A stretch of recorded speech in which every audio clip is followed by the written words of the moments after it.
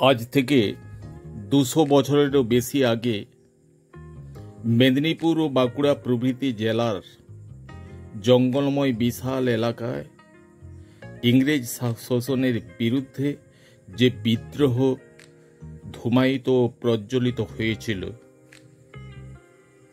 তা থেকে কিছু অংশ।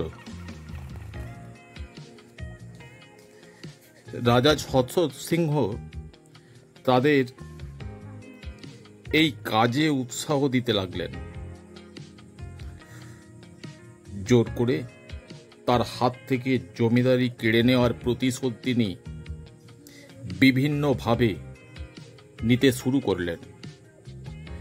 অনেক পরে 1873 খ্রিস্টাব্দে 14 জুলাই গড়বেতার সে সময়কার ডেপুটি কালেক্টর জেন বোস জেলা কালেক্টরের কাছে যে স্মারকপত্র পাঠান তা থেকে এই কথা জানা যায়।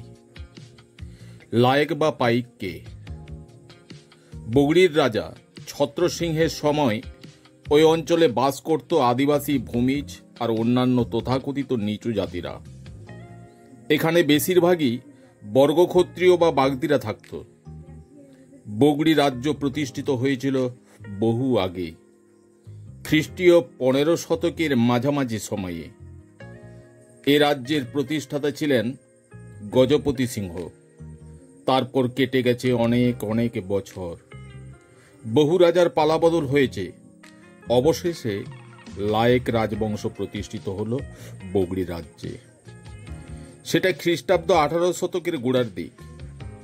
দাশরথী লায়েক নামে এক ব্যক্তি লায়েক রাজবংশ প্রতিষ্ঠা করলেন ওড়িশার ময়ূরভঞ্জ থেকে এসে। তার রাজকীয় নাম হল শামশের বাহাদুর সিংহ। সেটা 1720 খ্রিস্টাব্দ। কেউ কেউ বলেন তিনি বগুড়ি রাজবংশেরই লোক। তার বাবা ছিলেন তেজচন্দ্র। একসময় দস্যু সর্দার খয়রামল্ল তার বগুড়ি রাজ্য দখল করে নেয়। রক্ষার কোনো উপায় না দেখে রাজা তেজচন্দ্র সিংহ পালিয়ে যান। রাতে রাজপ্রাসাদ ছেড়ে চলে আসেন। স্বামীর খোঁজ না পেয়ে চলতে চলতে তার রানী পৌঁছলেন ময়ূরভঞ্জের রাজার রাজধানীতে।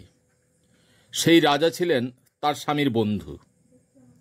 কিন্তু রানী নিজের পরিচয় গোপন রেখে রাজপুরীতে দাসী বৃত্তি করতে লাগলেন। কেউ কিছু জানতে পারলে না। এদিকে দাশরথী বড় হতে লাগলো।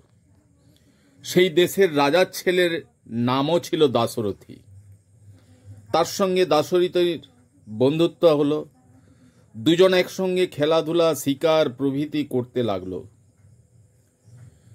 ময়ূরভঞ্জের রাজার ছেলে দাশরথী একদিন